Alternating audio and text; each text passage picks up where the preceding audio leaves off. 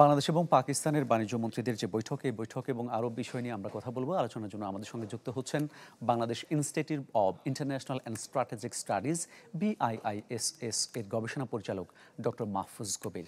Doctor Mahfuz কবির, আপনাকে business 24 স্বাগত জানাচ্ছি।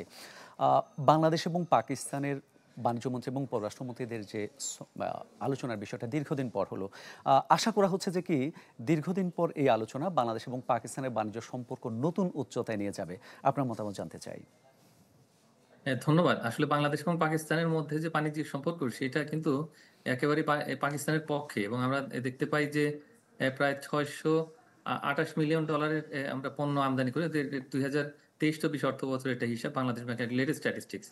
এবং 20টি যে প্রধান আমদানির উৎস, মানে পণ্য আমদানির উৎস, সেটির মধ্যে 20তম হলো পাকিস্তান। কিন্তু আমরা খুবই সামান্য পরিমাণে রপ্তানি করি পাকিস্তানে। এবং আমাদের যে কটন, বিশেষ করে ইন্ডাস্ট্রিয়াল র ম্যাটেরিয়াল হিসেবে এক্সপোর্ট ওরিয়েন্টেড সেক্টরের জন্য আসে, এটি প্রায় 75%-এর উপরে।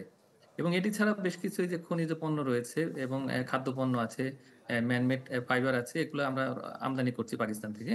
যার ফলে আমরা বলতে পারি যে আমাদের ইন্ডাস্ট্রিয়ালাইজেশন এবং এক্সপোর্ট সেক্টরে কিন্তু পাকিস্তানের যে র মেটেরিয়াল ইন্টারমিডিয়েট গুডস, সেগুলো একটা প্রভাব আছে। আর একটা বিষয় যেগুলো আলাপ আলোচনা হয় ইনফর্মালি, কিন্তু সেটা আসলে আমাদের বাণিজ্য আলোচনায় আসে না, সেটা হলো যে এই ঈদের সময়ে দেখা যাবে যে প্রচুর পাকিস্তানি এই থ্রি পিস, পাকিস্তানি বস্ত্র, সেগুলো আসছে বাংলাদেশে ইনফর্মালি, এবং এটার কারণে আসলে বাংলাদেশ সরকার অনেক রাজস্ব হারাচ্ছে।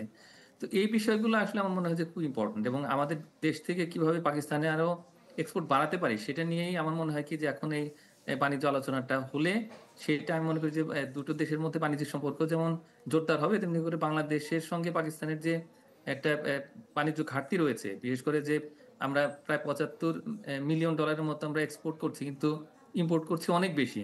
তো এই বিপুল পরিমাণে বাণিজ্য ঘাটতি কিভাবে মোকাবেলা করা যায় সেটা একটু দেখতে পারলে আমি মনে করি যে বাংলাদেশের সঙ্গে পাকিস্তানের ভবিষ্যৎ বাণিজ্যিক সম্পর্ক অত্যন্ত শক্তিশালী হবে। জি, আপনি যে খাতগুলোর কথা বলছেন এগুলো অনানুষ্ঠানিকভাবে হচ্ছে। আনুষ্ঠানিকভাবে যদি এগুলোকে আমরা আরো সম্প্রসারণ করতে চাই, সেক্ষেত্রে বাণিজ্য বাধাগুলো কি কি আছে, সেগুলো কিভাবে দূর করা সম্ভব? হ্যাঁ, সেক্ষেত্রে আমার মনে হয় কি যে এই মুহূর্তে আসলে বাংলাদেশের সঙ্গে যে বাণিজ্য চুক্তি পাকিস্তানের, সেটা কিন্তু সাফটা।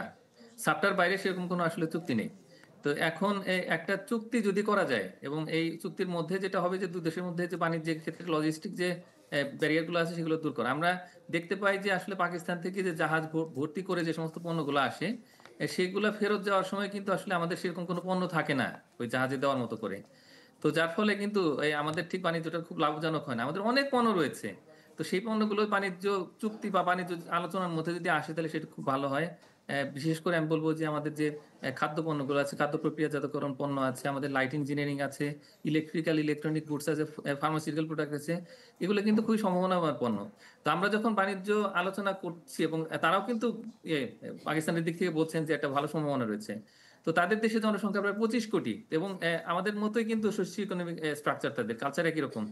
তো এখন এই পণ্যগুলো যাতে জি, জি, আপনি যে পাকিস্তান কথাটা রপ্তানি বলছিলেন হতে যে কি পারে। আমরা সাফটার বাইরে গিয়ে আসলে তেমন কিছু করতে পারি না। এক্ষেত্রে ভূ-রাজনৈতিক প্রভাবটা কেমন দেখেন? ভূ-রাজনীতি কিভাবে আমরা আসলে নিজেদের নিয়ন্ত্রণ করে আবার নিজেরা লাভবান হতে পারি বাণিজ্যিকভাবে?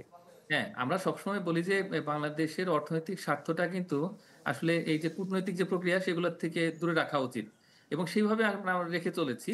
কিন্তু আমরা গত 10-12 বছরে দেখতে পেয়েছি যে আসলে ঠিক পাকিস্তানের সঙ্গে আমাদের এই যে বাণিজ্যিক সম্পর্ক, সেটা সেভাবে গড়ে উঠছে না।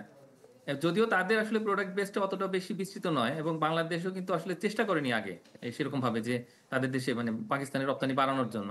এই কারণে আমার ধারণা যে রপ্তানিটা অতটা পারেনি। লজিস্টিক্স কিছু প্রবলেম আছে। কিন্তু তারপর আমি মনে করি যে যেহেতু দুটো দেশের মধ্যে একই রকমের যে মানে সাংস্কৃতিক এবং যে তাদের যে অর্থনৈতিক যে অবস্থা, সে একই রকম।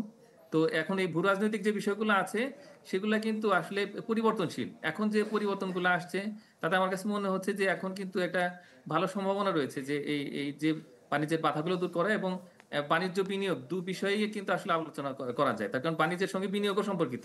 জি, তো এখন জি। এবার একটু ভিন্ন প্রসঙ্গে আসি। আপনি নিশ্চিত করে আমাদের প্রতিবেদনগুলো দেখছিলেন। আমরা এলডিসি উত্তরণের কথা বলছিলাম।